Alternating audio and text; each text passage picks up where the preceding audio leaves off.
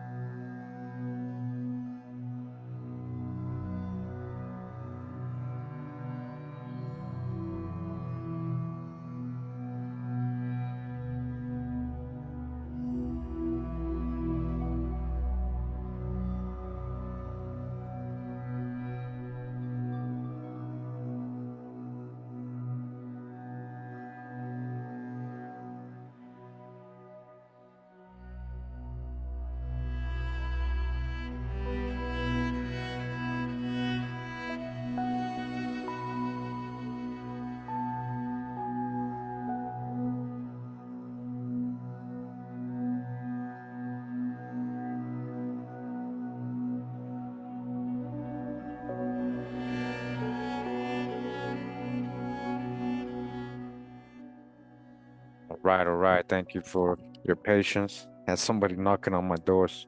Sorry about that. All right.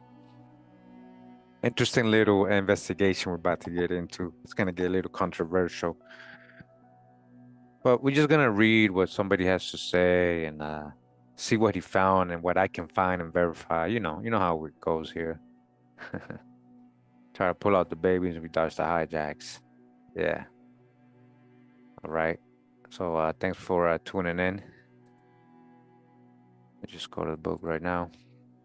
I bet you a lot of you already know this. So this book is called The Princess and the Prophet: The Secret History of Magic, Race, and Black Muslims in America by Jacob S. Dorman. All right.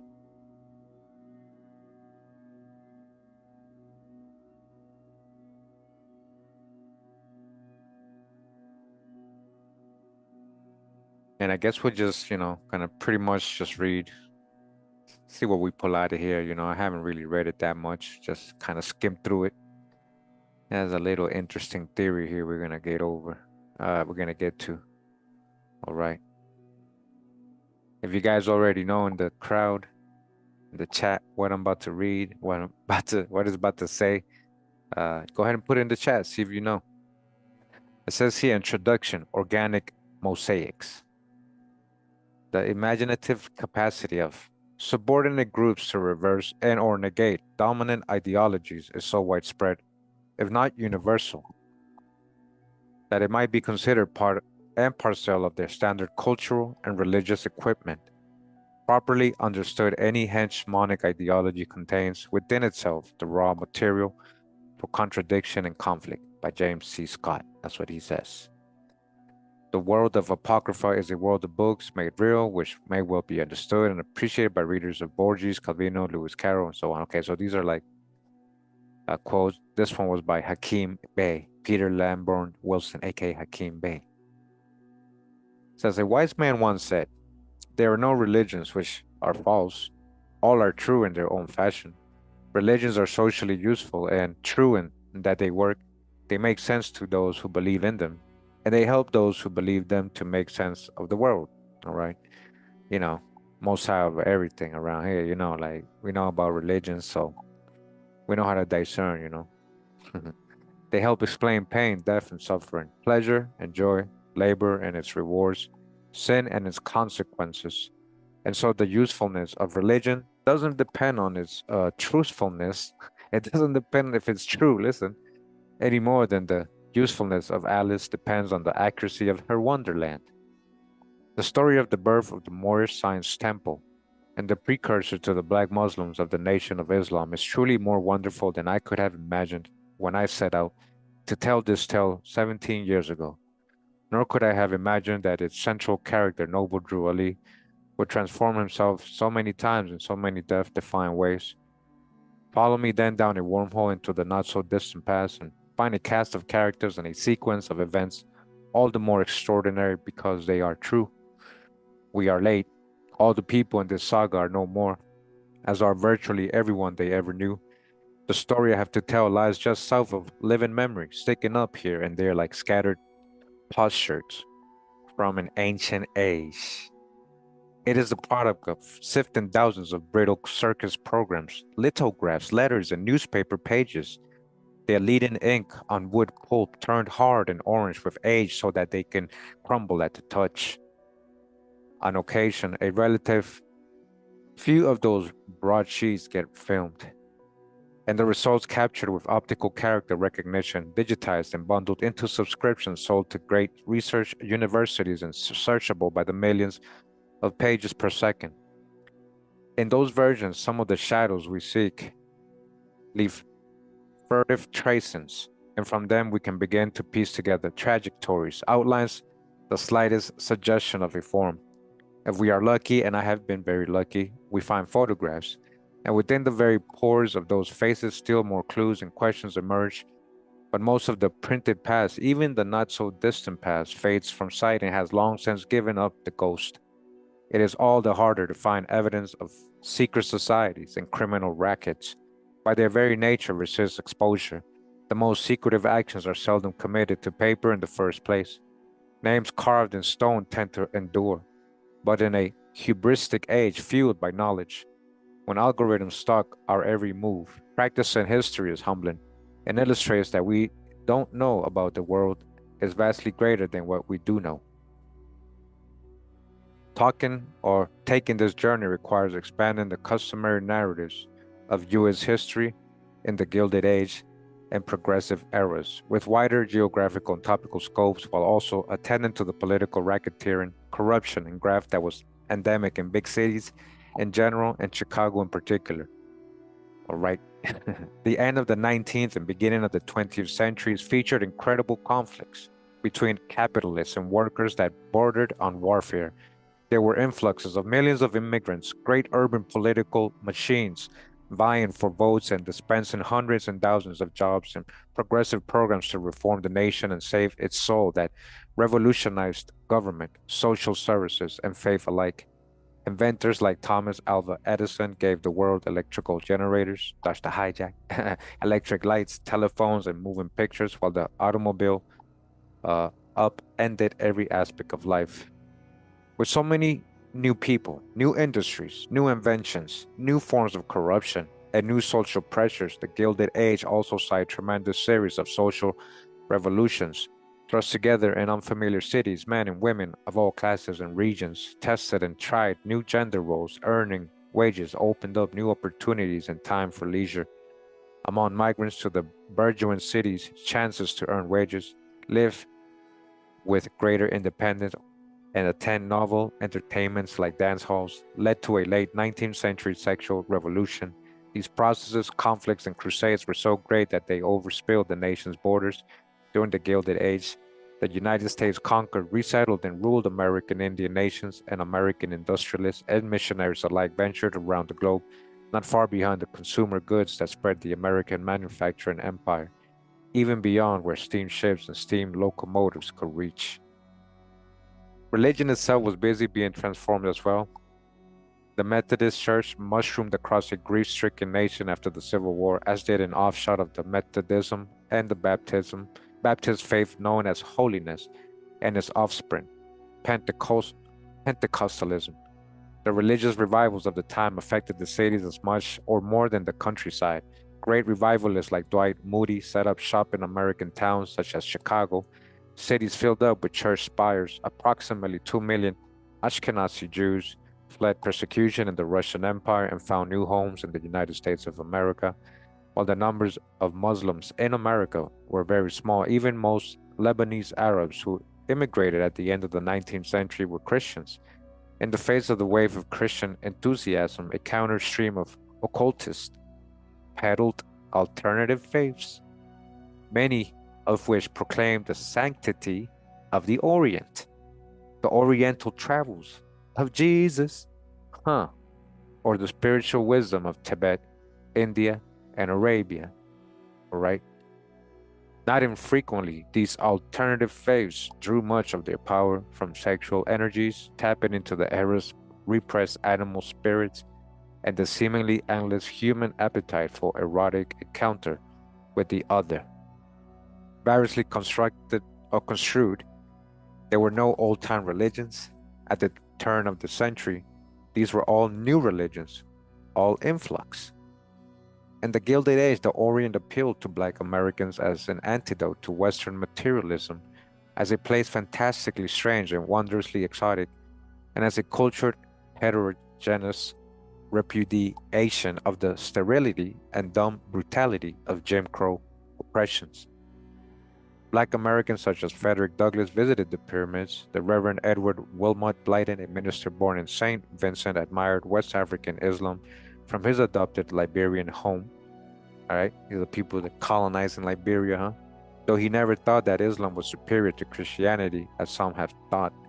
Rather, he viewed Islam as a kind of intermediate monotheism that was far better than Christianity at winning converts in Africa.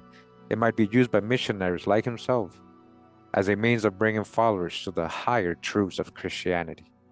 By the end of his life, he taught that Mohammedanism is the form of Christianity best adapted to the Negro race, and that Islam is the form that Christianity takes in Africa. In Shakespeare's 1603 masterpiece, The Tragedy of Othello, the Moor of Venice, literature's most famous Moor vainly pleaded, men should be what they seem. Yet many of the most interesting men in the development of Moorish, in parentheses, American forms of Islam were anything but what they seemed.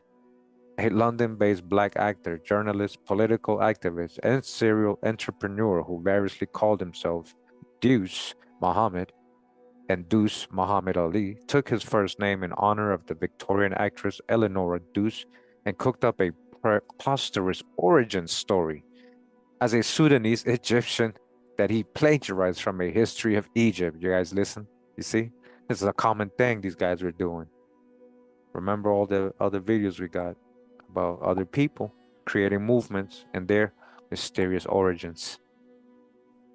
Though he knew little of Islam and nothing of Arabic, he connected the black struggle globally with the pro-Ottoman movement in London and the cause of colonized peoples around the world. He portrayed Othello at the Universal Racist Congress in 1911, a gathering conceived and organized by the Jewish-born leaders, Chazars of the Ethical Culture Society, and then used the mailing list from the Congress and funding from an English colonial magnate to start the African Times and Orient Review. African Times, the hijack. Among the people who worked for that publications was a young Jamaican printer named Marcus Mosiah Garvey. Do you guys see all these people, how they connect? Who would go on to adapt many of the Deuce's pro-business and anti-imperialist ideas to his organization, the Universal Negro Improvement Association. All right? You guys listening? Welcome. You guys there? I told you. Might get a little controversial for somebody. Deuce, for his part, spent some time in America. All right, so this guy who was pretending to be somebody he wasn't created all these origin stories. Actually, Marcus learned some things from him, and then he went to start his movement, So Deuce, for his part, spent some time in America in the 1920s editing Garvey's newspaper. living in Detroit between 1924 and 1926. He helped organize a central Muslim society that organized regular Friday prayers, helping to explain the large membership in the Moorish Science Temple in the Motor City. Okay,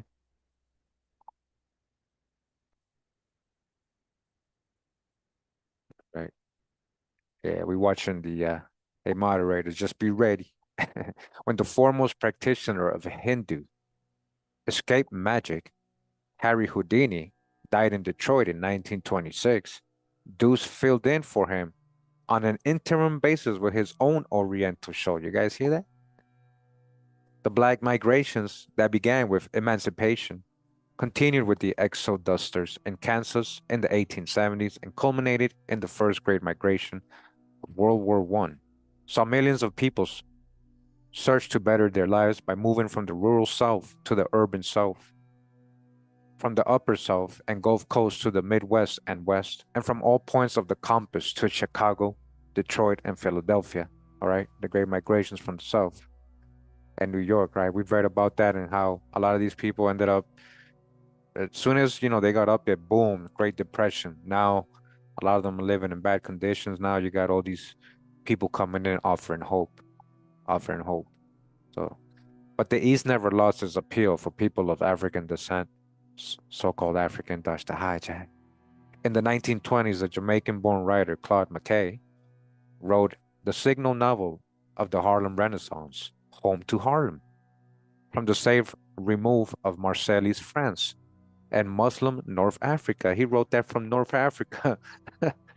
Oh man, rather than himself hurrying home to Harlem, McKay bided his time, spending years enjoying the marvelous tolerance of homosexuality, affordable living, and lack of American racism to be found in both places. Hmm.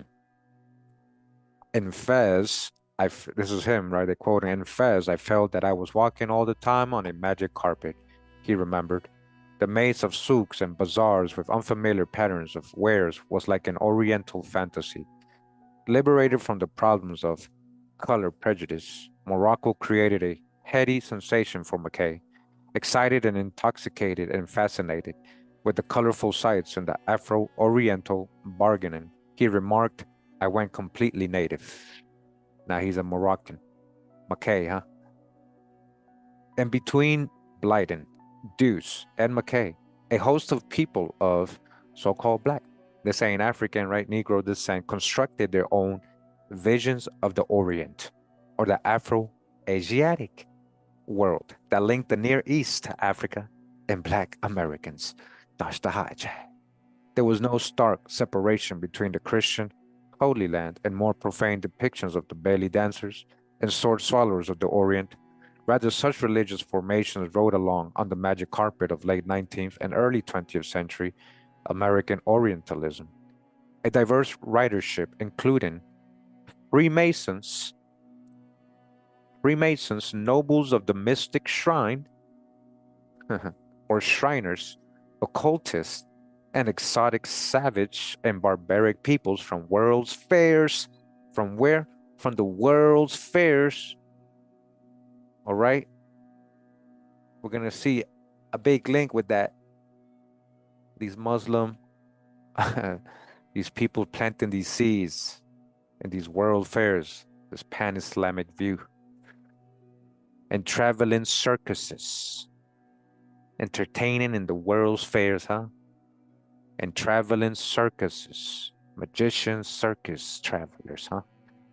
It was not, I mean, we've gone over who was in his past life, right? Before he started the movement, right? You guys got to catch up. It was not a multicultural, but a polycultural and decidedly motley crew that formed dense webs of ever-branching rhizomatic connections rather than bounded racial silos. American Orientalism blurred borders of all kinds and gained much of its subversive power from its defiance of the norms of Jim Crow segregation at home and racist imperialism abroad. This book is the first to reveal that in Okay. Now remember, I didn't write this, right? We're gonna just it's gonna get controversial. So, let's just see what we got. What we got. We're gonna probably have a lot of episodes. Got a whole series here. It says this book is the first to reveal that in 1925, a veteran performer named John Walter Brister took the name Noble Drew Ali and founded the Moorish Science Temple of America, the first American Muslim mass movement, and the progenitor of the Black Muslims of the Nation of Islam. All right. Why would that connect to the NOI? Remember, Fard was part of the Moorish Science Temple. Remember, we got that on the Fard series, right? You guys been keeping up, right? This is a big claim, right? This is a big, big, big claim he just made there, right? Remember, we're just in the introduction of the book. All right, and I didn't write the book. Don't be mad at me. But I do want to reference this video, which was an excerpt actually. I uploaded this a year ago, but it's an excerpt from a way older video. All right, and it's called The Mysterious Origins of Noble Drew Ali. Identity revealed to be Thomas Drew, Virginia, right? So far, according to records, we could only trace a Thomas Drew of Virginia. And there was still no clear origin to him, even after we go over the records. We could only know that he was Thomas Drew, not the virgin birth, eclipse, born January 8th in North Carolina. That was all made up.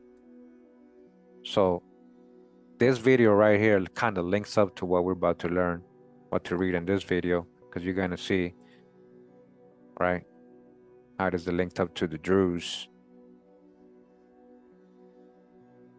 And we're probably going to have to go back into some clips of that video again, so you guys can remember what we went over, right? It says a secret serpentine path through show business. A secret serpentine path through show business, imperialism, racism, and religion connects Harry Houdini, Honey Bill, Hindu magicians, and the creation of African-American Islam. The tale of the Walter Brister's metamorphosis into Noble Drew Ali has never been told before because historians have been looking for the wrong person in the wrong places. A skilled magician who was adept at making people appear to disappear. Brister faked his own death prior to his emergence as Noble Drew Ali and has until now been able to hide his origins by claiming he was born in North Carolina rather than Kentucky. Yet his impact has been vast. As the first black child star on Broadway, and then the founder of the first Muslim mass movement in America, Walter Brister was incongruously both the forerunner of the blonde tap dancing cherub Shirley Temple and of the militant black nationalist icon Malcolm X. At the outset of this project, one thread that I felt I had not explored thoroughly enough in my prior research on Black Jews, Black Israelites, Rastafarians, and Black spiritual churches was Orientalism. That is, the idea of the East and Western culture as seen through the arts, commerce, and colonialism. It was the Orient I found that was the shared reference point, not just for early 20th century Black versions of Judaism, but for Black forms of Islam, Conjuring, and Rastafarianism as well. All right, we actually proved that. Remember the founder, the first Rasta. Remember who that is, where his background, what he knew. He was into the whole same stuff all these people were into. Yet no one had ever remarked on the overriding Orientalist quality of these practitioners and groups whose members wore fezzes, turbans, and headscarves and often lionized the East. More than 40 years after the late Palestinian-American scholar Edward Said published Orientalism in 1978, the notion that African Americans as oppressed people could themselves adopt Orientalism, a discourse of oppressors, still strikes some as exotic or even unthinkable, incongruous at best. But Orientalism also contains oppositional elements. not only oppressive ones. Anarchist author Peter Lamborn Wilson, a follower of Noble Drew Ali, writes of a heretical culture of resistance within Islam that has been appropriated by Western heretics and become part of the Western culture of resistance. For Wilson, also known by his Moorish name Hakim Bey, this mode of appropriation amounts to a cooperative venture among global heretics, artists, rebels, and visionaries. Romantic perception often deliberately distorts, Wilson writes, but does so in the interest of freeing the very means of perception from the oppression of consensus and the deadly humdrum of mere accuracy. Taking Black esoteric traditions seriously means allowing for the possibility that their practitioners sometimes were challenging the very structures of perception beyond the deadly humdrum of mere accuracy. In a time when white-dominated institutions of the humanities, science, politics, and entertainment united behind the outrageous slander that Black people were less than fully human.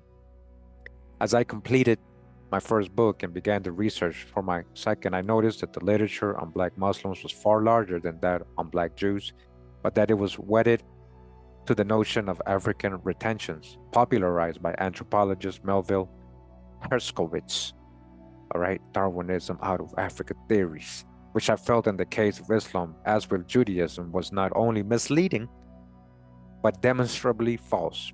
People do not retain their religions and cultures in a linear manner from their ancestors, but reinterpret and reinvent tradition anew in every generation.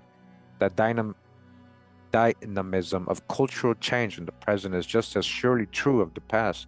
Only our myopic faith in our own uniqueness blinds us to this fact. Many scholars have attempted unsuccessfully to demonstrate a link between the Muslim faiths practiced by Americans of African descent in the 20th century and enslaved Muslims. African starts to hijack, you see? So, that's what I'm saying. Pull out the baby, starts to hijacks. We already know who were the slaves, right?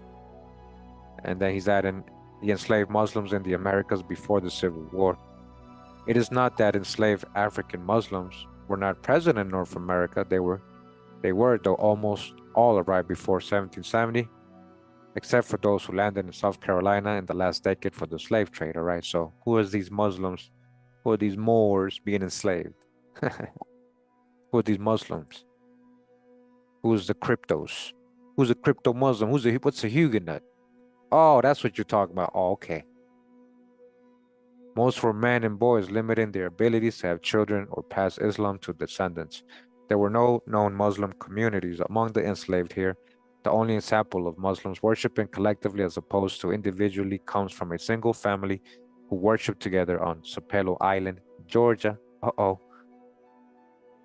Who else is there today?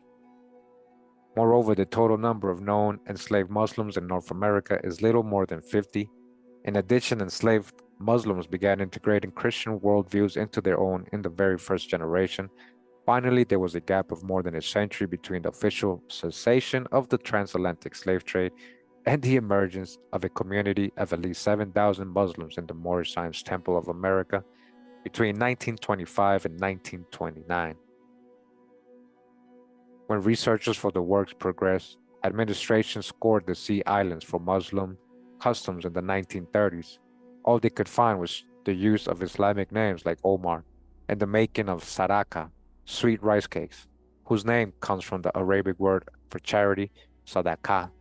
There is no identification so far that the African American Muslim of today inherited Islam from the Muslims of yesterday, writes historian Sylvian Diouf, who has contributed as much as anyone to our knowledge of Islam among the enslaved.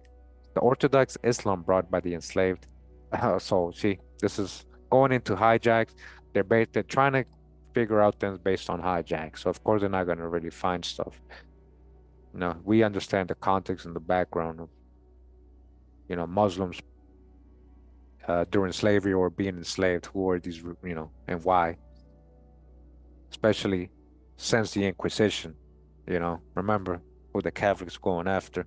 Remember who the black codes were for in the French colonies. So supposedly brought for them, right? It has left traces. It has contributed to the culture and history of the continent, but its conscious practice is no more. Simply put, by the early 20th century, those who were descended from enslaved Muslims were no longer practicing Islam. That's true. Just like the ones who were descended from Sephardi Jews, they didn't even know they were Jews. Then there is the fact that the Moorish Science Temple, when first constituted, did not use the Quran like other Muslims, but shared many features with other black alternative religions of the period of the Great Migration, including a reverence for occult books published by the De Lawrence Company of Chicago, many of which featured an Orientalist reverence for Arabia, India, and Tibet. So who were these 7,000 Moors who began identifying as Muslims in the latter half of the 1920s? Like their cousins, the Black Israelites and Rastafarians, I viewed the Moors as a great example of polycultural bricolage, the highfalutin term I theorized in my first book, not as an example of mechanical retention of a putative, pure, and that's, Muslim past, let's say. Instead, individual visionaries create colleges from sacred and profane traditions alike. They sift through fragments in order to produce more fragments. That's what I was just saying just now. You're going off hijacks of fragments, forming fluid or organic mosaics with replaceable parts, in the words of Peter Lamborn Wilson Hakim Bey. And so I followed up on a clue that had gone unnoticed in every existing account of the Moors. Noble Drew Ali's earliest advertisements proclaimed that he would perform escape magic. All right? He was a magician. A lot of people don't like to. He was a magician before he became who he became. All right? Freeing himself when bound by rope. The Associated Negro Press also reported that in 1915 he was accompanying a Hindu fakir in circus shows when he decided to start a little order of his own. Maybe then Drew Ali's knowledge of Islam did not come from enslaved Muslim ancestors, but from images of Islam in popular entertainment such as circus magic. Asking what it meant to be a Moor, in parentheses, around World War I pointed me toward a wealth of associations with the Arabian Nights, Barbary Coast pirates, Civil War Suavi soldiers, Moorish rebels fighting the Spanish in the Rif War from 1920 to 1927, and most especially the circus shows, minstrel shows, medicine shows, magic shows, sideshows, carnivals, vaudeville stages that presented the mystic East and its entrancing Muslim acrobats, dancers, equestrians, and magicians. I visited 26 theatrical, religious, fraternal, and historical archives between 2006 and 2019 in London and 14 cities in the United States looking for evidence of Blacks, Arabs, and Muslims in the circus. Eventually, I compiled a database of 14,500 images. I shot in the archives or pulled from online newspaper databases, which I annotated and combined with information from dozens of books and articles. Representations of the Islamic Orient in American and European circuses were actually quite plentiful and easy to find, going back as far as the 1830s. Depictions of Arabia, along with animals with Oriental associations such as camels, were so common. Now, that's the hijack. Camels originated in North America. If you guys don't know, we've proven it. Just Google it right now. You'll see. But camels originated in America. That's proven by science, by everything. We got a whole video on it, right? So yeah, that became the image of Oriental. So where's the real Oriental, right? Were so common in the 19th century, right? Pictures of camels, these images, America, that it would be much harder to find a circus without some kind of reference to the mystic East than it would to find one with them, right? So that whole mystic East and the Oriental was like a whole show. It was a money, real entertainment at that time. Was like, that was big. You get it? Troops of Arab acrobats from Morocco, Egypt, and Syria started tumbling, twirling riffles, doing trick riding, and forming impressive human pyramids before the Civil War, and became especially plentiful in the golden age of the circus between 1871 and 1915. The Islamic Orient was also one of the most popular subjects of the gigantic spectaculars that served as the impressive opening performances in many circuses, right? Black main stage performers have always been rare in American circuses, but black workers behind the scenes were numerous and could earn a Zulu ticket by dressing up as an Arab. Listen, by dressing up as an Arab, a Moor, an Oriental, or a Zulu in these big opening specs. We're talking about American people, like people, so-called Black Americans. We're doing this, okay? You know, I have the cover of the thumbnail of this video today. You saw some images of two people dressed in what they're describing here, looking like an Arab or so-called Moor or an Oriental, but they are Americans. That was just their show. That was just their act. I'm going to show you who they are again, who the ones in the image. But okay, let's keep going. So they dressed up as Arab and Moors and Orientals or Zulus, right? On these big opening specs, and American circuses not only displayed Arabs and Moors as Orientals, they pointedly portrayed them as Muslims performing the Hajj or their daily prayers. In the fertile few decades between the production of 19th century Orientalist knowledge and the disenchantment of the world through the spread of newsreels and the mass travel of the world wars, colored people with the right skin tones, knowledge, and acting abilities could play almost anyone from Africa. Okay? Can play, doesn't mean they are, can play anyone from Africa, India, or the Middle East. After all, many US Americans did not know what Indians from the subcontinent looked like. Only 8,681 Indians immigrated to the US in the first 3 decades of the 20th century. Of those, only 1,040 were estimated to have been Muslims. All right, so when we start seeing the images of these people who are portraying, okay, it's like, how could these people pass for Arab or whatever they're saying if Arab or Hindu people are supposed to look a certain way, right? But remember what Hindus, the late 1800s, middle 1800s, you know, these pictures I've colorized how they look, straight black folks, you know? So it makes kind of sense to me that they would pick black folks to, you know, play the roles, and nobody's questioning, because it's not just so-called blacks that are watching these shows. It's people who have traveled and know Hindu or what people look like, you know. So remember, we're talking about before the Civil War and after. Right when these pictures I'm finding and colorizing, remember, put it together.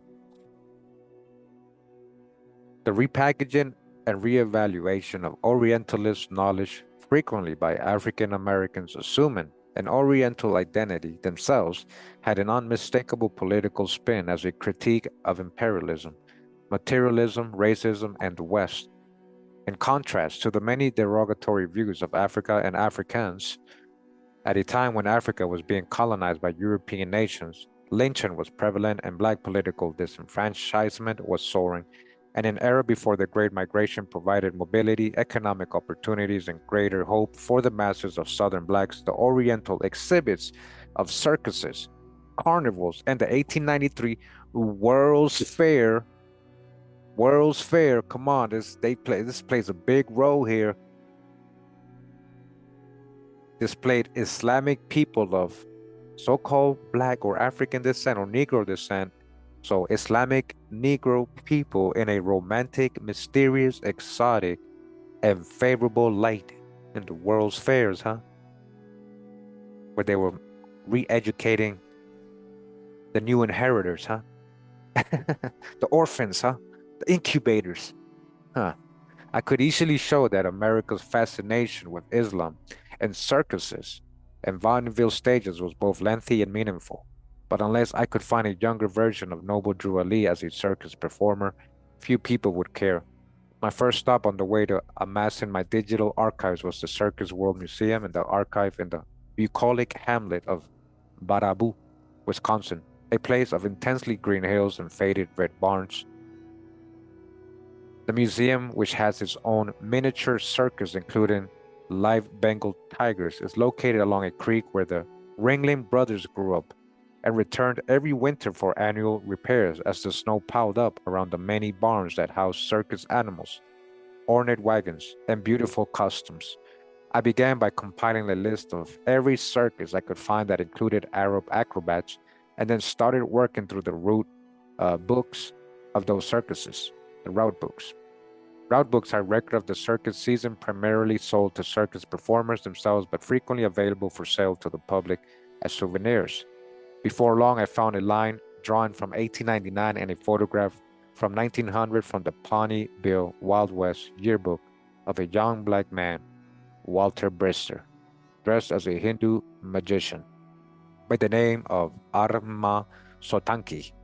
The time period fit perfectly with the little we know of Noble Drew Ali's life before he founded the Moorish Science Temple. By researching the man's given name and his wife's name, as well as their stage name, Sotanki, I was able to locate Brister in the circus and identify his prior career on Broadway. I even found a letter from him in the collection of the great Harry Houdini, who at the start of his career practiced Hindu magic at the Algerian exhibit on the Midway Plaisaunce of the Chicago World's Fair.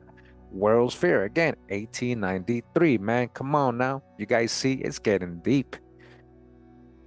Oh, man. And researching the life of Noble Drew Ali, I found many black entertainers who used the Shriner title Noble, or who used the name Drew or Ali. How could I be certain that this young man grew into Prophet Noble Drew Ali? I did not find the definitive clue that I was looking for until I purchased a high-resolution photograph of the Moorish Science Temple's 1928 annual convention from the New York Public Library. All right, we're going to go over these images. Again, I've shown them. It was a photograph that I was familiar with. It even appears on the back of one of the albums of the rapper Mos Def, Yasiin Bey. But I wanted a larger version, a version that would allow me to peer into the very pupils of Noble Drew Ali's eyes. When I enlarged the photograph, I could see that Noble Drew Ali had a dark mole on the right side of his nose. When I blew up the picture of Brister and stared at it closely for several minutes, a constellation of darker dots on the right side of his nose merged into a single dark dot, exactly where the mole appears on the picture of Noble Drew Ali, taken 28 years later. So there's a 28, almost 30-year difference in the picture. You know, people end up changing, right? A little bit, right, as they get older. That's what he's saying, right? A micro-historical proof has seldom rested on such microscopic evidence. All right. Hey, what's up, James? Appreciate you, brother. Thank you, man. Yeah, you already know. I know you probably already know about this, James, right here. So connecting those tiny dots brought much larger issues into focus. The very concept of magic originated in an Orientalist fear of Zoroastrian and later Islamic and Jewish religions. And to my surprise, Gilded Age and inarguably Orientalist stage magic had played a crucial role in developing sincere and authentic Islamic religions in America. Upsetting received wisdom about the alleged separation between the sacred and the profane, commerce and confession, magic and religion, East and West, and the interplay of ancestors versus contemporaries in creating new religious cultures. But finding the secret show business roots of the founder of the 20th century, Black Muslims, opened even broader questions about America's relationship with Islam, which has been so tortured of late. In my archival research, I did not find what either conservative or liberals would have predicted I would find by investigating Islam in the American past. The late conservative Democrat Samuel P. Huntington and his admirers on the right might claim that Islam and the West are destined to clash, while Edwards said might have argued that the West has always feared Islam and mistreated Muslims. Sure, I could find some anti-Islamic sentiment in the archives, but not any more than the general ambient level of animus that one finds against all minority racial, religious, and ethnic groups in the vitriolic Gilded Age. The voice of prominent Islamophobia like holiness preacher John Alexander Dowie, who fought and lost a prayer battle with Indian Muslim prophet Mirza Ghulam Ahmad, and more than balanced by the hundreds of thousands of American nobles of the mystic shrine. American nobles of the mystic shrine, both black and white, including Franklin Delano Roosevelt, William Jennings Bryan, Thurgood Marshall, Harry Houdini, all right, Harry S. Truman, Earl Warren, John Philip Sousa, and J. Edgar Hoover, huh? So-called black man, passing as white. You already know. Who greeted each other with salams, salam alaikum, yo, and swore a Muslim's oath to Allah. You guys hear that? You guys didn't know that, huh?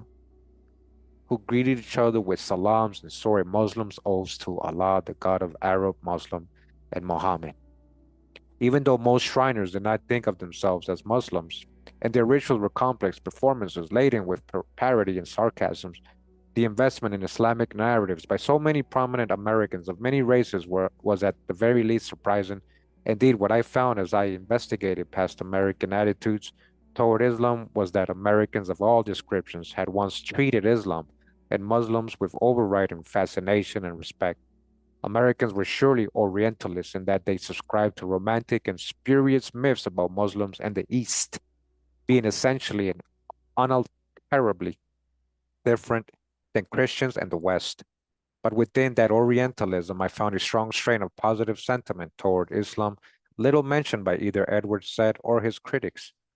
America's Islamic Orientalism was part of such diverse and important changes as the rise of commercial leisure and amusement parks, the liberation of women from corsets, the first female bloomers, hot in pants, the reimaging of female sexual agency and desire in Orientalist romance novels and risk dance performances, the adoption of elements of Moorish architecture in iconic public buildings like Chicago's Auditorium Building, Taj the Hijack. These are probably a lot older, these buildings, whose Moorish arches are repeated in the Hollywood Bowl's band shell, and the use of sumptuous Islamic elements in the new capitalist consumer palaces of department stores and ornate Orientalist cinema buildings. There is even a good chance that one of the most American of past times, football, cheerleading, owes its genesis, its human pyramids, its rifle twirling, and its midriff bearing customs to the Arab acrobats. Yeah, right. Football, right? We're talking about sports games, right? With stadiums and footballs and rubber balls. We're talking about rubber balls, right? Who invented rubber balls, right? The American Indians were playing football, soccer, all that, man. Let's not go there. He said, there's a possibility that even now. Yeah, we brought that over there. I mean, were you saying people weren't doing acrobats over here? Come on now. So, who were ubiquitous in American popular entertainment at the turn of the 20th century. If you believe that Noble Drew Ali was divinely inspired, then knowing that he was born in Kentucky and worked as a musician and a magician before his emergence as a prophet does not change that assessment any more than knowing that Jesus was once a carpenter changes one's position on whether he was the Messiah. Hey, that's true, right there, that's true. It don't change what he did, who he was after, but hey, it's there's a reason why would people hide their whole, you know what I mean? Like something more to that and something you should know, if so, if it's true, right? On the other hand, I do expect this book to change the opinions of those who believe that the United States of America or the West is now or has ever been unalterably opposed to Islam. In some, this book proposes a radically new explanation of the rise of Islam among people then known as Negroes in the 1920s rather than being the direct descendants of antebellum enslaved African Muslims. 20th century movements harvested the produce of a century's worth of representations of Islam and the Orient from popular culture.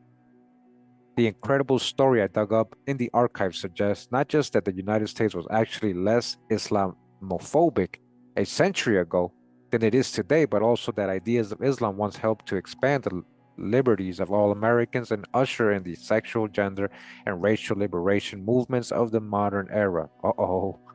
In time, perhaps the world will again agree that there is nothing antagonistic about Islam in the United States of America, right? So this guy's not trying to bash Drew Ali or Islam. So just to make that clear, right? He's letting you know right here. He ain't, Finally, a note on terminology. The term black has much older origins, but came into widespread favor with the Black Power movement when, in the 1960s and 70s, you became a crayon color. You became a crayon color, huh? And has never lost its currency. It is the label I use most often in this text. I agree with the Moorish Science Temple that people are not colors, would believe that the blackness of black people is the result of shared culture, history, and ancestry, not a description of skin color. So we understand, all of us, when people say black culture, well, what's up? But the whole group and everybody and saying all these people that you're calling black culture in America came from Africa, that's all the hijack. That's why you got to stay away from crayon colors and do your genealogy, know who your people are, man. Know your people specifically, remember who you are, you know? So he said, I kind of get down with the whole Morrison that, you ain't crayon colors, and nobody ever argued that either. You definitely ain't crayon colors, right? So he says, more importantly, I agree that black people form a national group with distinctive and somewhat shared history, ancestry, language, geography, and culture, and so are not merely a racial group like whites, which is marker of structural privilege in the context of white supremacy. It's not really a nation. It's just a marker of structural privileges. That's what white means. Listen, not a marker of shared culture or even ancestry. Just like all skin folk ain't kinfolk, all white folk ain't all the same. White meant something else, man. Accordingly, I have chosen to capitalize the word black, much of some once argued for and archived the capitalization of the label Negro. One of the merits of the term black is that it's transitional, not limited to North America, but space constraints have forced me to focus on the United States in this book, and so I use black. Okay, so he's trying to explain, just because I'm using crayon colors, don't come at me, man. So black interchangeably with black American. I do so knowing that not everyone of African descent wanted to be called black. All right, of African, they're not African. They don't want to be called African either. So of Negro descent, or that would be called so-called black. Yeah, they don't want to be called black, especially now anymore. In the 1920s or earlier, when there was greater colorism among colored folks than exists today.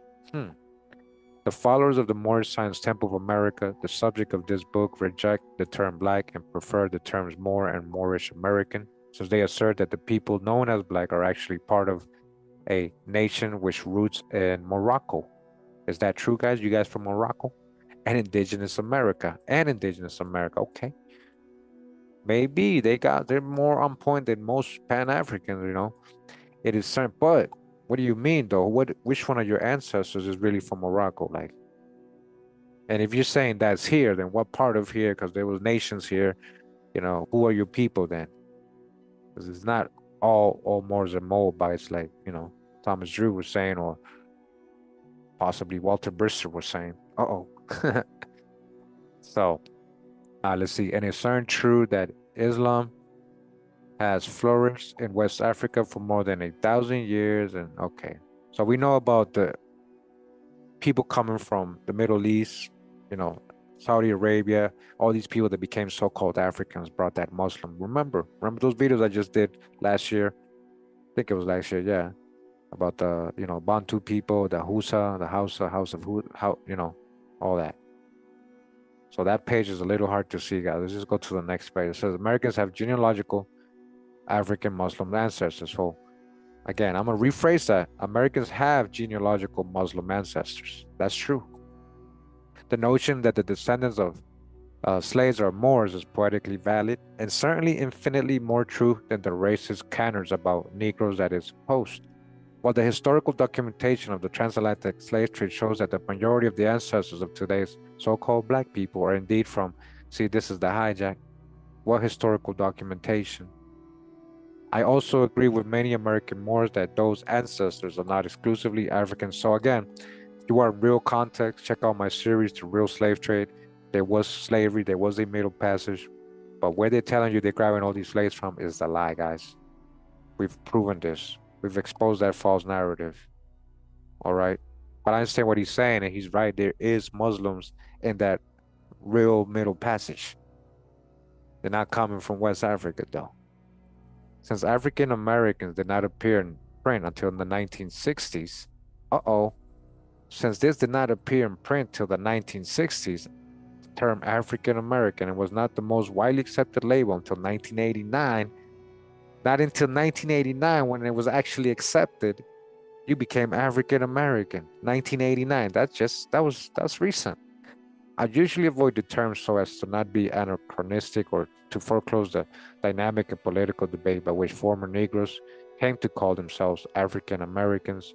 Nearly a century after this book begins, I place the terms Negro, colored, and Afro American in quotation marks to indicate that these terms were contested in their own time and have generally fallen out of use today.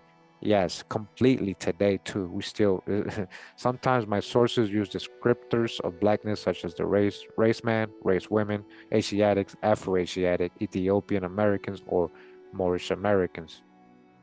And I employ these terms as well. Each has its own distinctive nuance.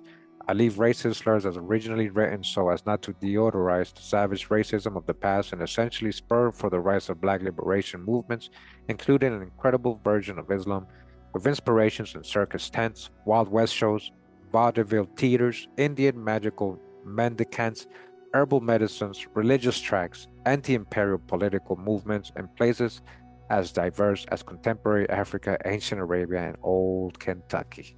As diverse as old Kentucky, yeah? Diverse. Diverse. So that was the end of the introduction, guys. If you guys don't mind, we're going to read chapter 1 here. You know, we're going to just continue. All right. Hope you guys enjoying the reading. You know, we pull out the babies, we dodge the hijacks. You guys already know. And we're going to verify and dig deep into what is being said. We're going to dig deep. This is just probably part 1 of this investigation. It says here, Old Kentucky. When I was born, it turned black dark in the daytime. The people put their hoes down and came out of the fields. Noble Drew Ali. That's what he told people. You guys remember? That's why I said go watch that video I did. The one I mentioned earlier. If you haven't, what he was telling people, what making people recite. He had a 101 questionnaire. And a lot of the questions and answers was about his fake origins that people had to memorize. It says in 1893, the year of the Chicago World Fair, Walter Brister spent a lot of time practicing his cornet. He was 13 years old, but his small size made him seem younger than his age. Younger than his age. He looked younger than his age. Younger than his age, huh? He practiced his horn daily. He had to. Any brass player would tell you as much. He would notice if he skipped even a single day with his horn, even if the audience did not. But perhaps worst of all, his father, Professor, right, parentheses, John Henry Brister, would notice. And there might be hell to pay. There might be hell to pay. Professor was a term that certain professionals assumed in that day, whether they were leading a band or selling patent medicines and other tonics to heal whatever might ail you. In any event, Professor J.H. Brister, a medium brown-skinned man, huh, with a gravity-defying mustache, waxed horizontally, much wider than his face, was leader of what he called the Woodland Wangdoodles, all right, or the original Pickaninny band, which had led in a new Broadway show called In Old Kentucky. Listen. The show was one of those sentimental musical concoctions set in the Old South, demonstrating how much better it was for the darkies back in slavery times. Uh-oh. It was noxious, but it paid the bills. Uh-oh. It was literally a play to, what? Kind of sugarcoat? Kind of make it cool, slavery cool, and... So producer Jacob Litt came up with the idea of using a pickaninny band and dispatched his general manager, A.W. Dingwall, to find one. Playwright C.T. Daisy wrote a section in the second half of the play featuring the Woodland Wangdoodles in honor of a famous mansion and stables in Kentucky. The producer created a racist origin story for the band that essentially told the white American public to relax. The novel concept of black juvenile band on Broadway would reinforce racist stereotypes of black servility and primitiveness more than it challenged them. All right, they shouldn't have been doing this. It's like the entertainment for the, you know. Late allegedly sent A.W. Dingwall on a tour of the South in search of black child musicians, winding his way through more than a dozen southern cities from Charleston to Jackson, Mississippi. Finally, in Jackson, a loquacious old hotel porter reported that was old Hog Razor, about 10 miles in their country, who used to have an. Oh man, no! Hey man, come on, man. The N word, boy. Hey guys, I say that they was straight up, yeah. What played a brass horn. This account from the San Francisco Morning Call was about as truthful as his horrible rendition of black speech. The writer must have been a frustrated novelist, as he added no shortage of such flourishes. Great oaks from little acorns grow, thought Dingwall, as he followed the directions of the old man through the woods on horseback. According to the fable, Dingwall rode until he found a tumble-down log cabin hidden away in a dismal swamp, the home of one George Washington Johnson. Huh. A picturesque old auntie in variegated calico, red bandana, head covering, and bare feet timidly responded to the travel-stained stranger's knock at the much bartered and hinchless door. Having invented one uncle in Jackson, the reporter now invents an auntie, employing the false familial terms of slavery that outlasted the peculiar institution in just such a picturesque tales as this. In response to Dingwall's asking if there were any colored boys who could play the horn, came the amused and amusing reply, Laws almighty, honey, y'all's that rascal, Ike, King, yes, make that old brass horn talk. Dingwall found Ike along with 28 of his ragamuffin comrades, the ragamuffin, who all taught themselves to play the cornet, completely innocent of any formal instruction, truly magical Negroes, he said. These, in fact, none had ever seen another musical instrument, save a banjo, without which, of course, no Mississippi Negro would care to live. The boy's mother, or mothers, the mammies, in this tale resisted the idea of their sons going on tour initially, but when Denwall told them how much he would pay, the popping out of eyes and gaping relaxation of mouths was almost audible. They're like, okay, he can take them. Dingwall took the boys to New York, and in only a month, the famous Pickaninny band of an old Kentucky was the talk of the theater going public of the metropolis. All right. Although producer Jacob Litt created this fantastical and deeply racist story about rounding up untutored miniature musicians from the deepest swamps of Mississippi, all of whom had managed to learn to play without lessons and on one single shared instrument, the actual training and recruitment of black kid bands took considerably more work. Black kid bands and capitalized on established black networks of musical instruction in Indianapolis and Cincinnati, not in the Deep South. The Pickaninny Band debuted during a road tour of Pittsburgh and soon proved to be one of the highlights of the immediately phenomenal success of this enjoyable play. In the Negro community of the day, colored juvenile bands were sometimes called kid bands. For white audiences, they were called Pickaninny bands.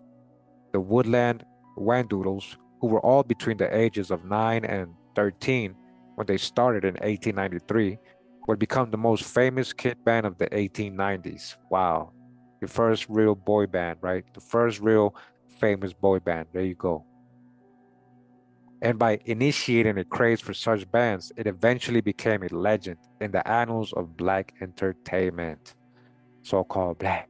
In much of the show, they were adorned in rustic fashion with short pants and broad-brimmed hats, but as the Whangdoodles, they were resplendent in red trousers and blue jackets, with gold trim forming 5 horizontal bars up the torso, diagonal gold bars on the forearms.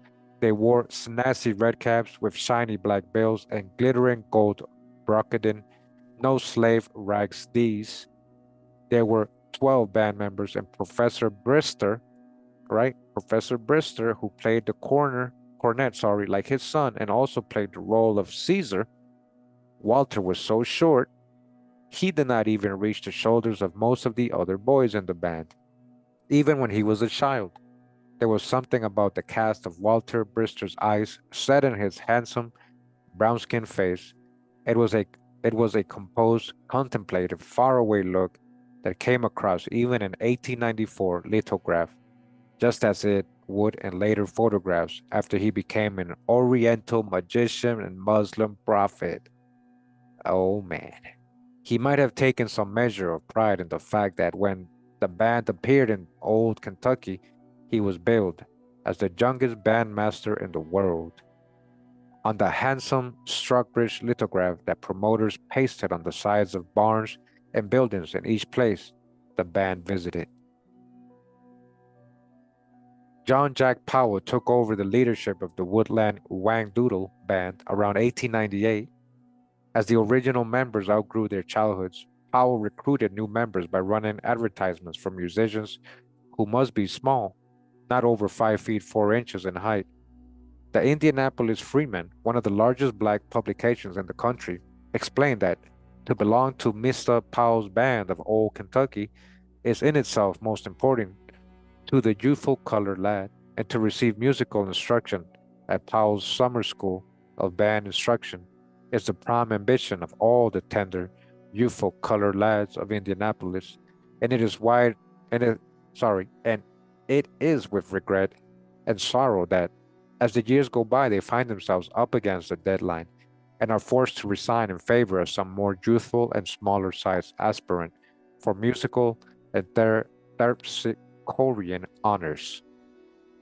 Despite its racist origin legend, in Old Kentucky was several rungs above the usual sentimental pap on American stages of its day and found enthusiastic audiences on the way to becoming one of the most popular American plays ever by the First World War.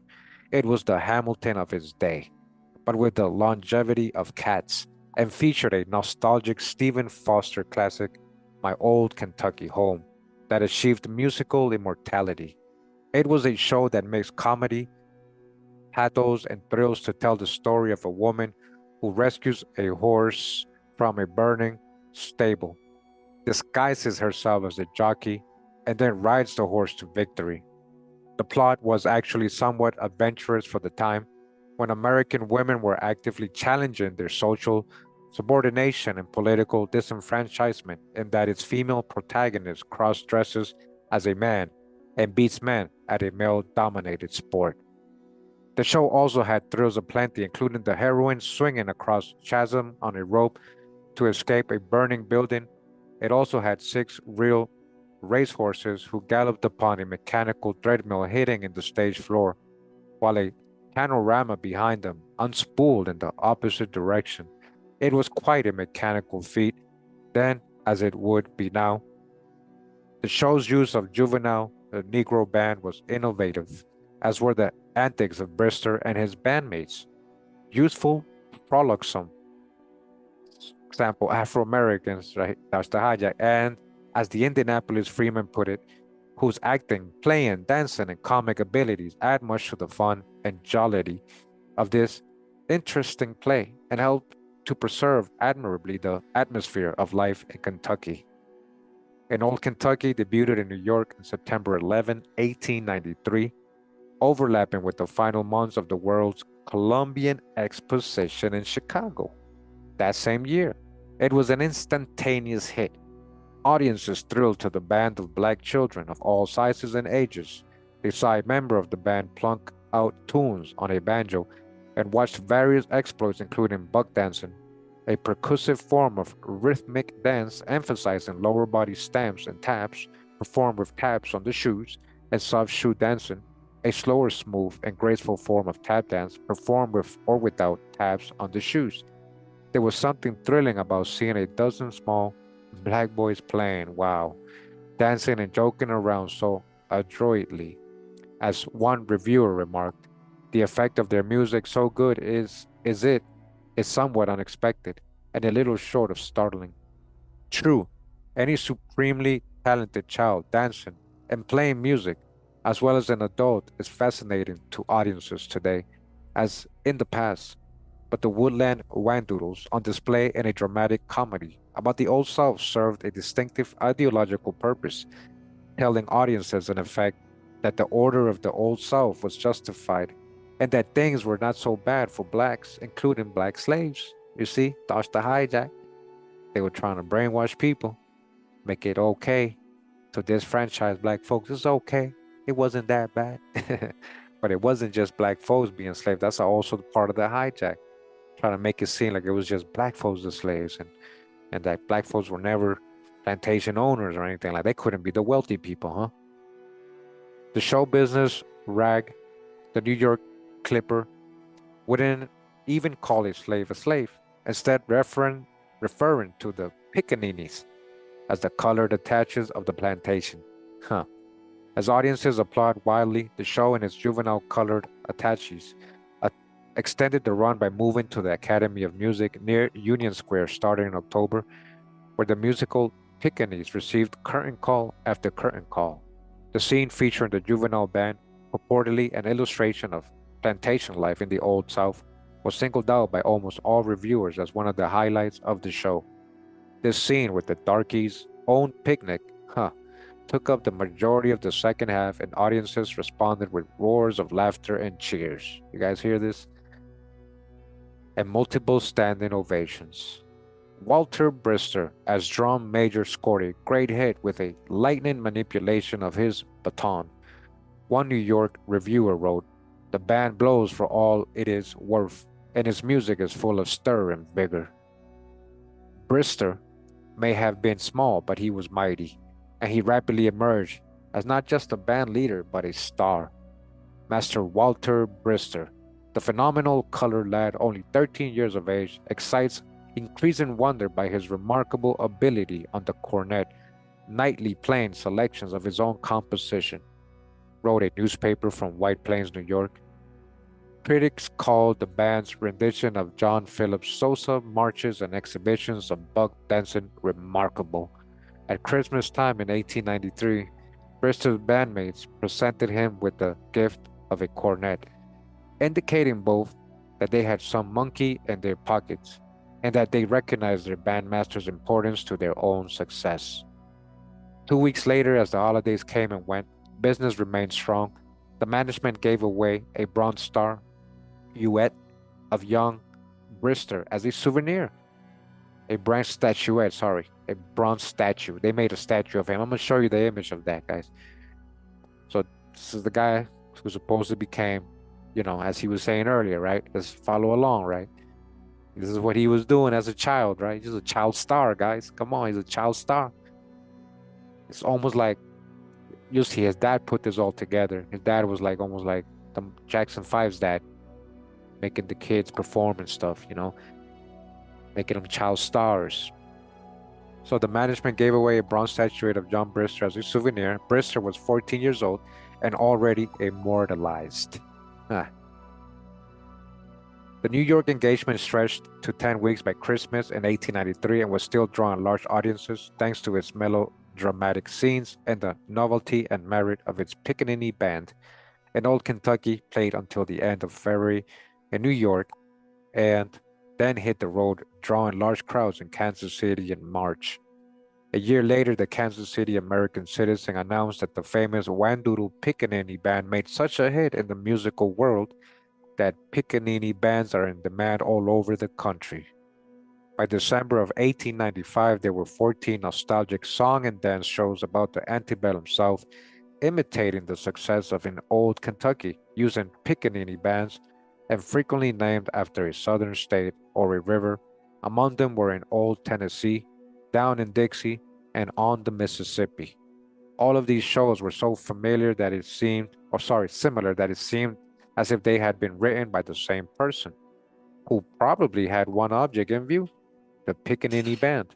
According to the Herald of Leavenworth, Kansas, "We are getting tired of the Pickaninny business," the Herald wrote, although not so tired that the writer did not propose the need for another show about the Afro-American experience, this one to be called in Kansas.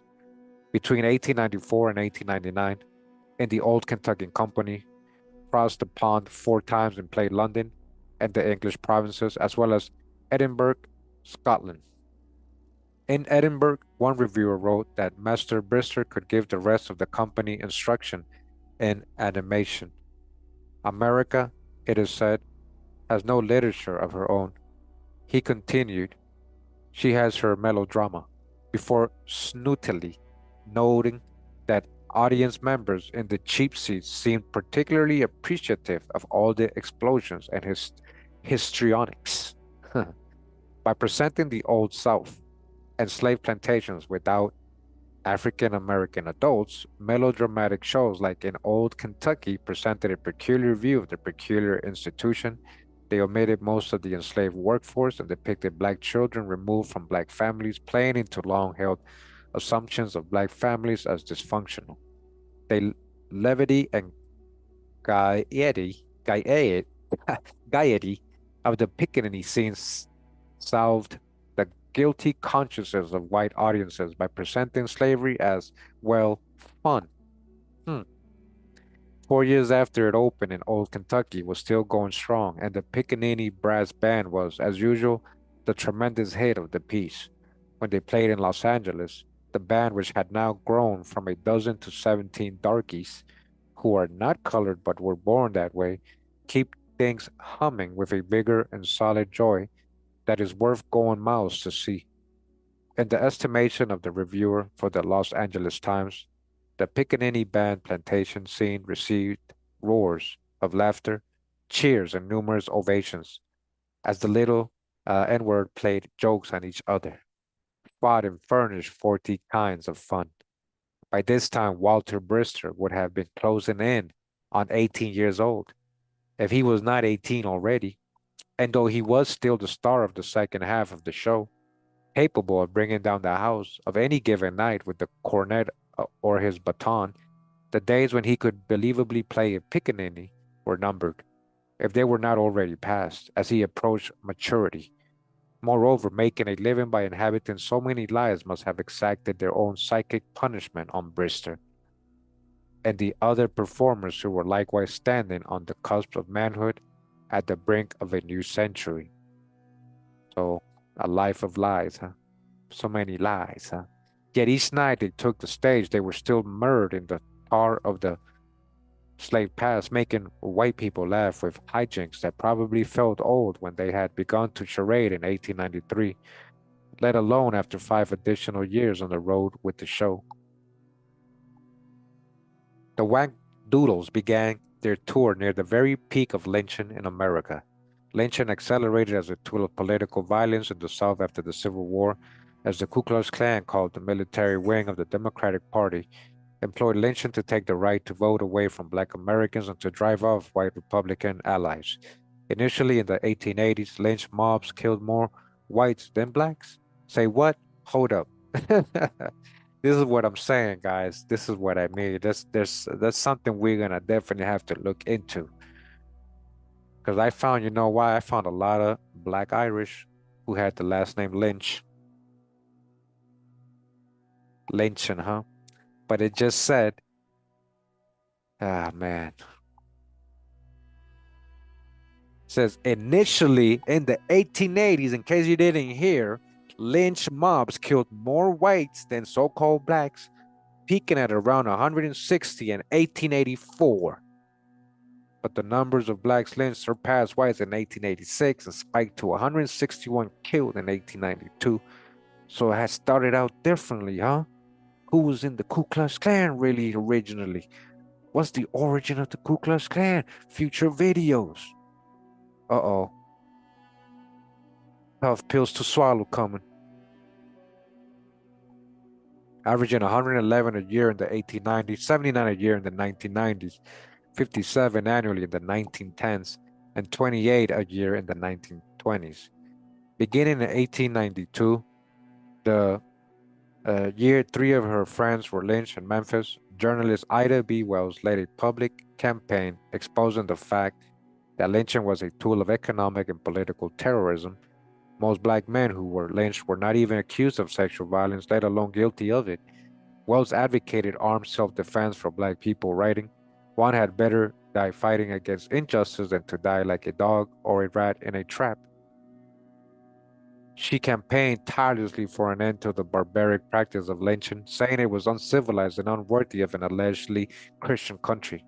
In the 1890s, allegedly progressive reformers advocated expanding racial segregation in all areas of life, a racist system given official sanction by the Supreme Court's infamous 1896 Plessy versus Ferguson, right?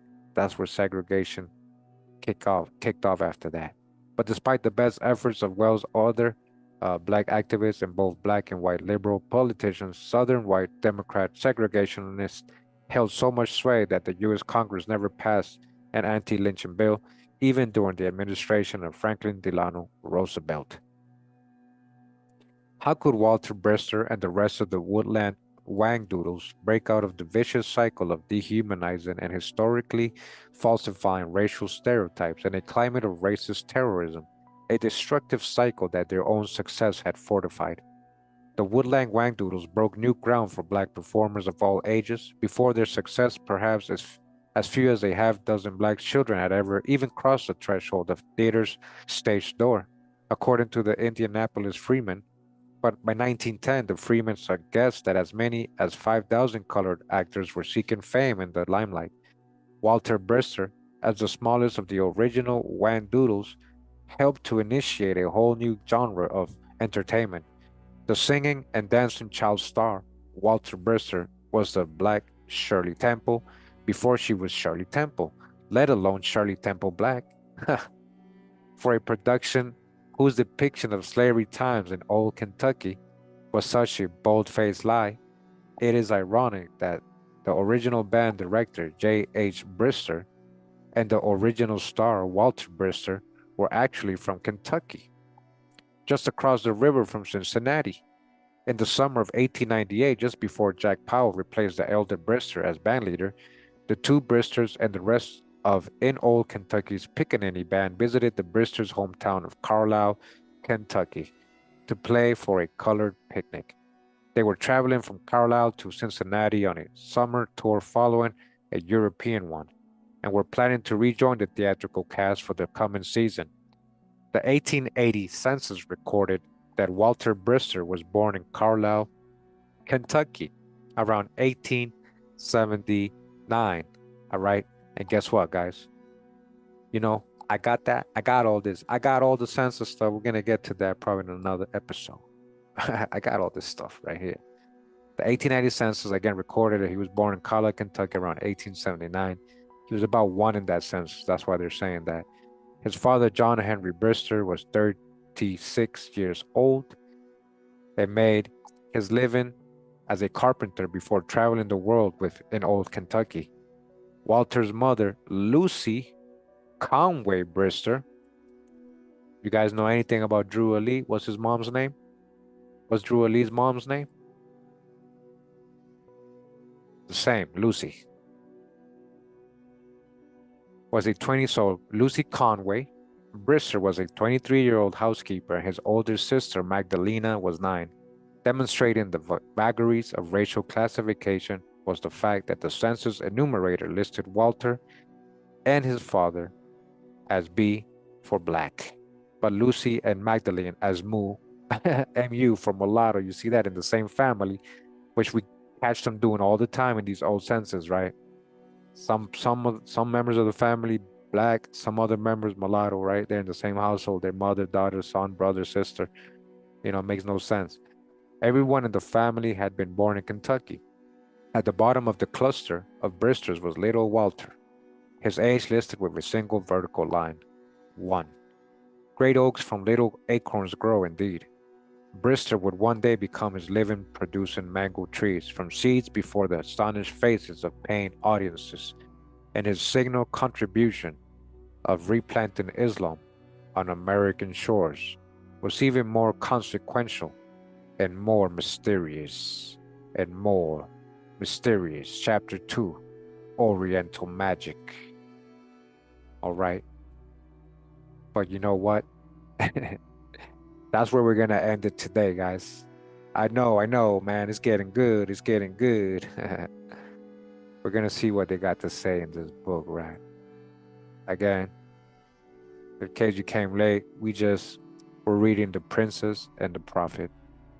The Secret History of Magic, Race, and Black Muslims in America. Jacob S. Dorman. All right. So real quick, guys. A couple websites here, real quick, guys.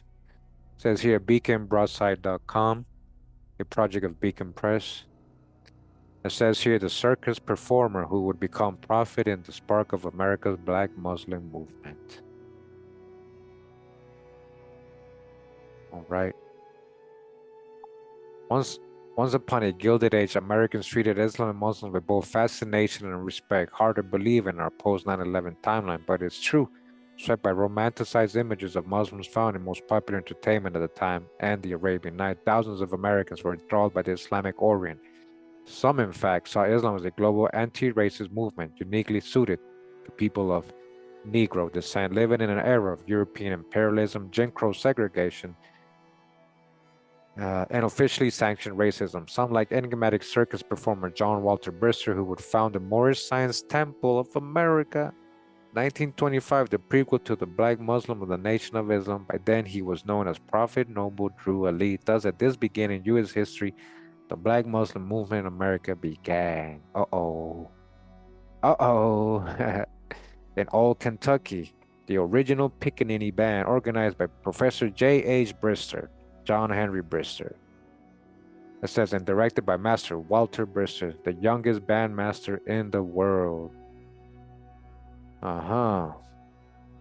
Says here, the photo of Walter Brister as Armmah Sotanki, a Hindu magician, is all an act, used for the Pawnee Bill Wild West show and the John Robinson Circus.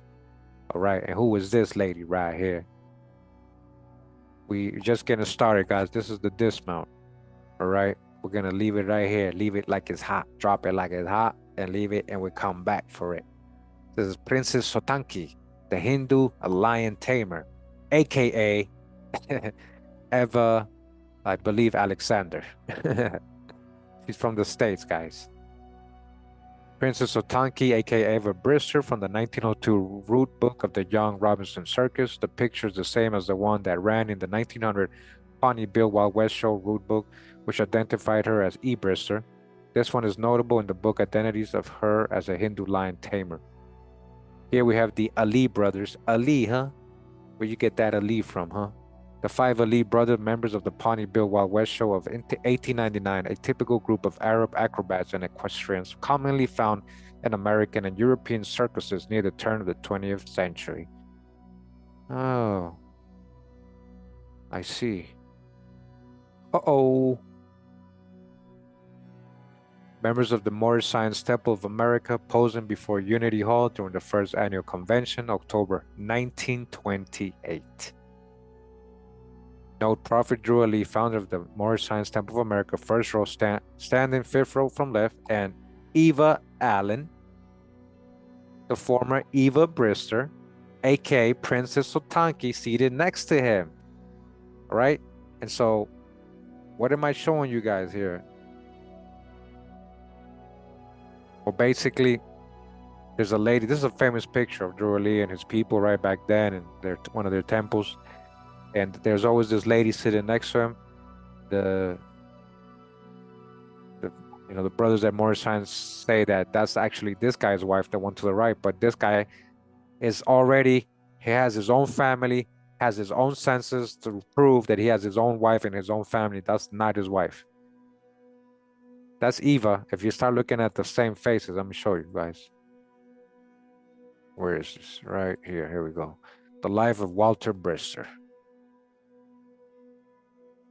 So this is the 1880 census, right? Where they're showing him under Henry Brister, John Henry Brister, Lucy, the wife, and we have Walter as one right here. That's what they're saying. And then in 1870, again, I have all this stuff, guys. All right. We're going to get to this. We're going to get to all this. Hold up. We're going to get to all this, man. This is the dismount. All right. This is the dismount.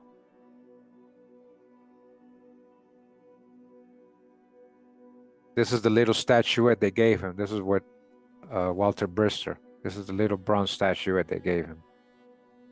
All right.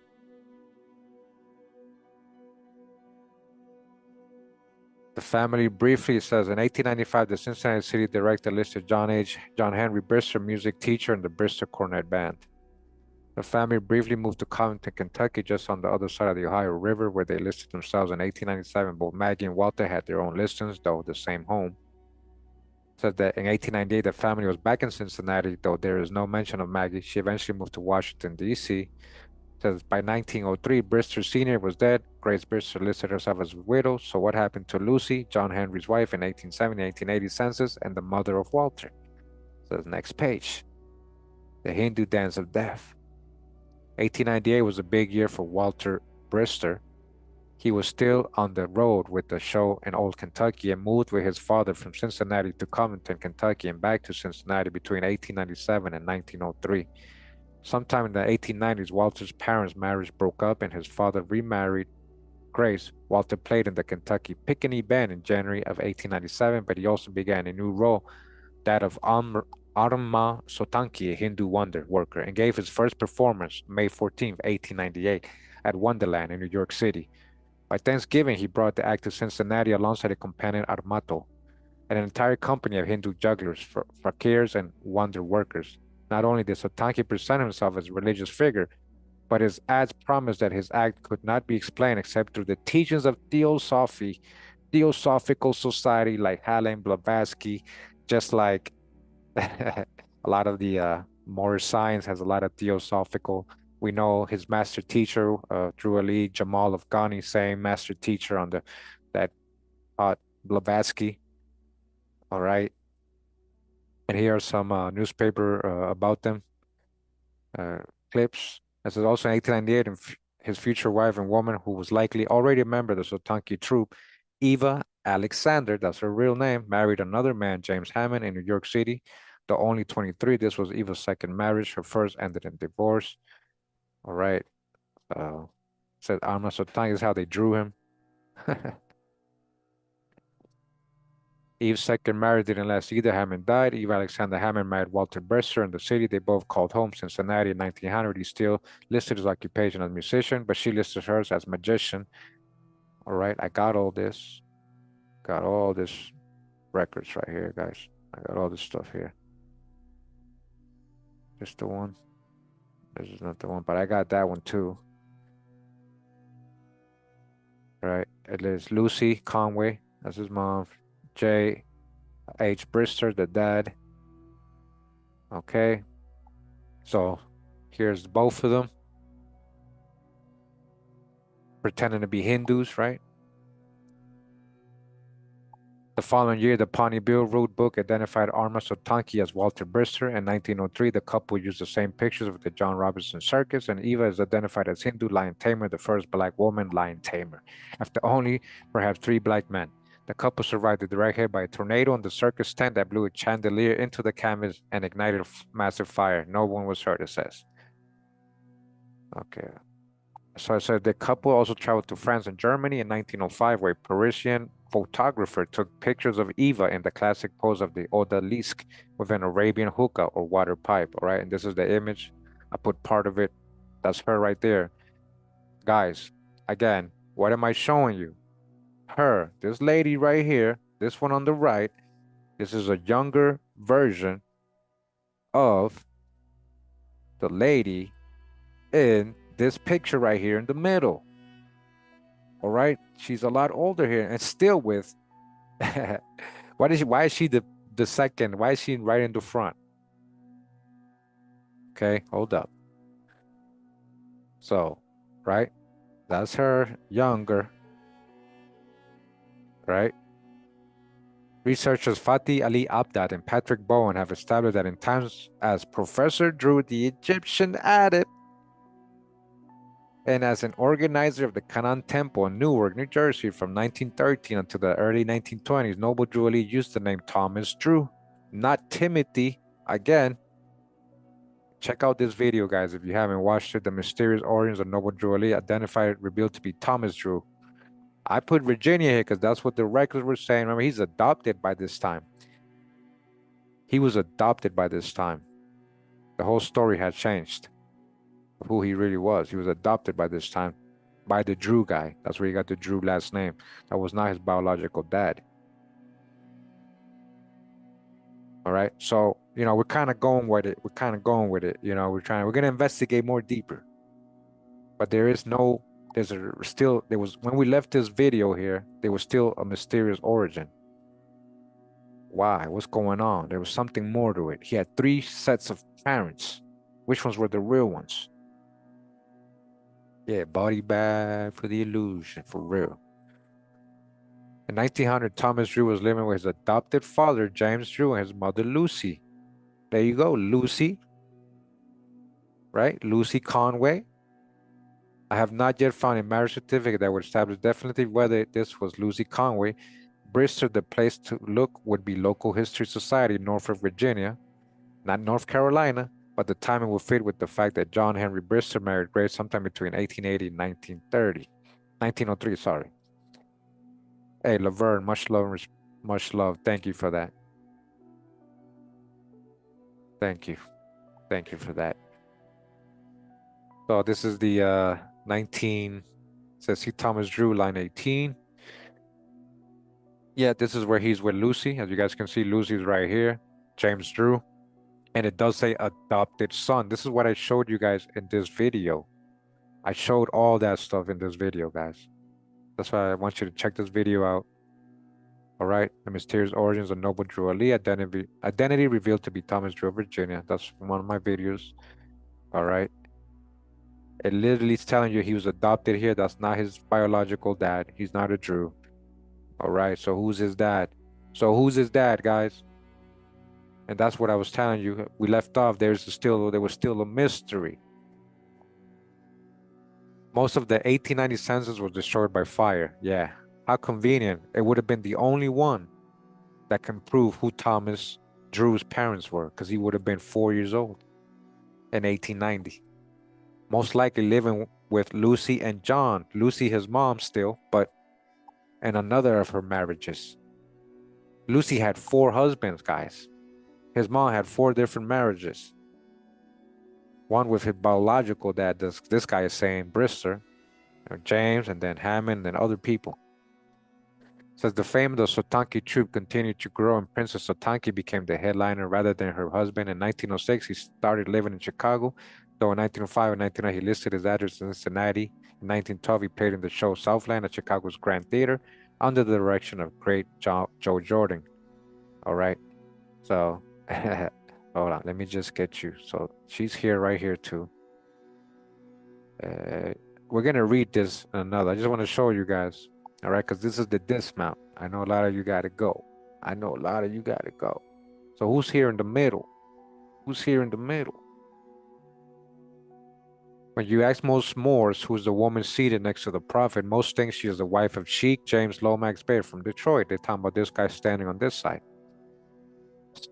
standing on her other side. But upon closer examination, it is clear that the woman is Eva Allen, formerly Eva Brister. The 1920 census shows Lomax Bay married to someone else. The photos were taken 28 years apart, so her face shows the standard signs of aging, including growth of the soft tissue of the nose, loss of collagen in the lips, fattening of the jaws, and sagging of the eyes. For a scientific study of aging on the face, see this article. For an article on age-related, so they're like, yeah, hey, look at the science. But when you overlay the 2 photos, the geometry of the eyes, nose, and mouth match exactly. All right? That's her, guys. That's her still with, what is she doing with Drew Ali? What is this lady who was chilling with Walter Brister, right? Who's Walter Brister? Who's Walter Brister? This is Walter Brister. She was chilling with him first, married to him and everything, right? Now she's, I lost it. Where'd it go? Now she's with somebody else, right? Now she's next to Drew Ali. And not just in this picture. I found another picture where she's with Drew Ali. So that's not, and the other guy that said that's the husband, he wasn't in that picture.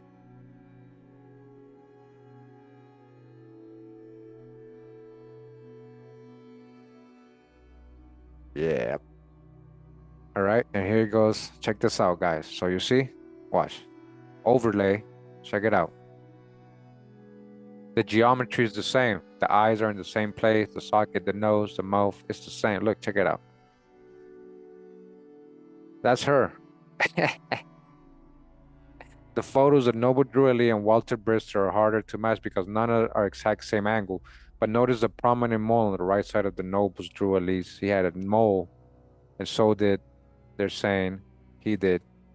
He had a mole right here. Okay, so, yeah. Even this guy says, who don't like me. This guy right here, who don't like me, who's been coming at me for years. Even he says, he don't agree that that's Noble Drew Ali. He said they don't look nothing alike. But he agrees that this person and her is the same. This becomes this. Let me show you. He agrees to that. This becomes this. This does not become this. See? So he's saying that's not the same person. This is a different angle, and this is much older, 28-year different picture. That's a different angle. But at least, let me just show you. If he's admitting, this guy who's trying to, he said, as you age, this becomes this. He's saying this is her. Kanan Landmore saying this is her, all right, not me. And if that's her, then what is she doing? What is she doing with Drew Ali still? Who is this mysterious man?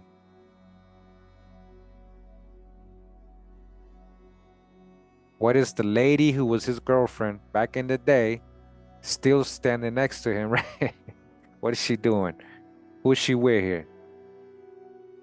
All right, I think I got another image. I know I do. Let me see. No, I had another image. Where is it? Let me see.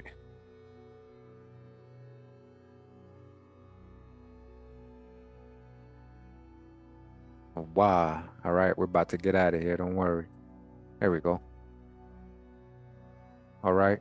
Oh yeah, this one's even better. Not only is she right here, she's here, right? Elijah Muhammad, she's back here. Elijah. Elijah's right here, and I think Fard is right here on the top. Some say this is Fard up here, but that's Elijah right here, coming out of the Moorish Science Temple. Elijah Muhammad. Okay. All right.